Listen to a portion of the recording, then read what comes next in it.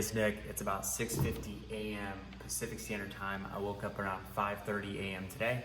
I did sleep in a bit later because I was out of all my positions yesterday early, so I slept in.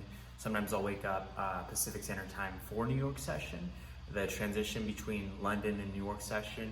And I'm talking about day trading. If you do not day trade, just completely throw that out the window, don't worry about it. But I'm gonna actually share with you the setup that I caught yesterday and how you could have potentially made thousands if you took this position. But I also wanna share with you the number one thing that I do every single day to start my day and how I've approached my days during this quarantine deal. So with that, the first thing that I like to do is working out. And I basically jump in there. It could be for 10, 15, 20 minutes. I try to do like higher pace workouts. Right now, all I'm literally using right now is this resistance band. I'll jump in there and I'll hit the biceps, get a burn there. I'll usually do like high intensity, high reps, maybe even like a circuit workout with biceps. I'll jump in here, wrap this thing around my office right here, get some pulls to chest there, flip it around, get some flies, and you could basically do every single major body part that you would do at a gym with a resistance band. Here's my point is, do not make excuses. You don't even need this. You could just use your body weight, but what this is gonna do, it's gonna get you moving in the morning. And I like to focus on two things that I do every day. And when I do these two things, I basically find myself just doing more throughout the whole day because I feel accomplished. Number one is working out.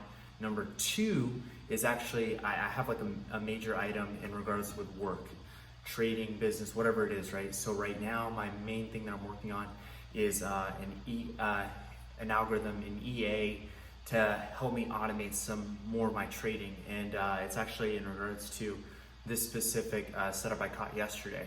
So that's my main thing. Sometimes I'll have a third item on the list, but usually those two main items. And then from that point, I find myself doing a lot more anyways. So with that, let's go ahead and look at the charts really quick. Get your workouts in, no excuses. So let's go ahead and look at the charts. So we'll go ahead and break this from the daily time frame looking down. We basically on the daily came into this 61.78 zone in terms of our retracement level.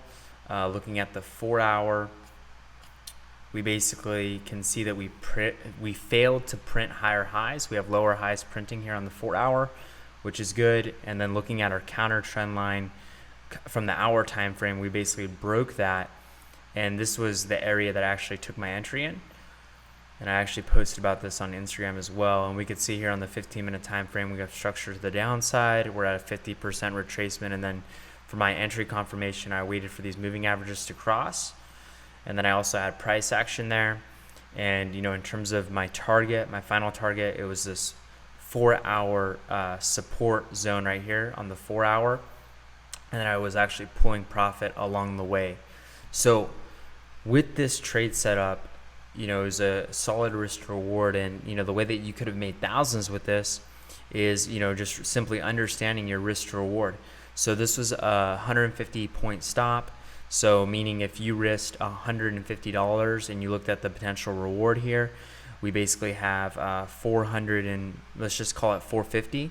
So that would have been $450 in profit. If you would have risked 500 in this trade, basically we have a 1 to 3. Okay, so if you would have risked 500, you would have been looking at 1,500 profit.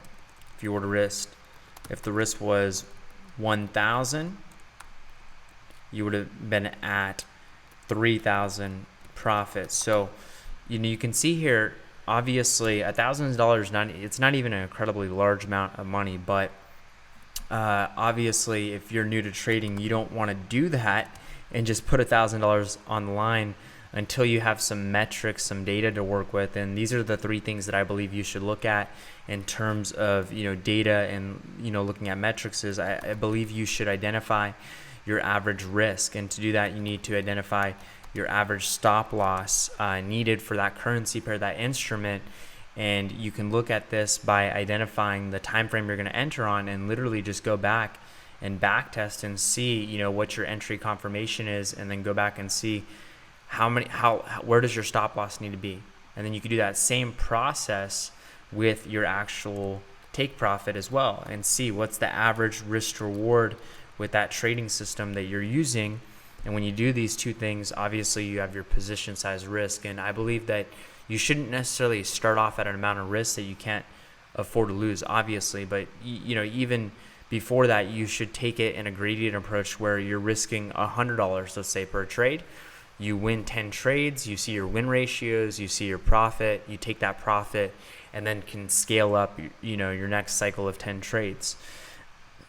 Altogether, getting these identified as well, this is the process that I'm going through to help me automate some of my trading and actually build an EA, thinking with these numbers, this data, etc. So with that, hope you got some value from this, and make sure that you tune into my future YouTube videos, hit that subscribe button, and let me know if you want me to talk about something specific. With that, be great, have a great day, and be safe during this quarantine.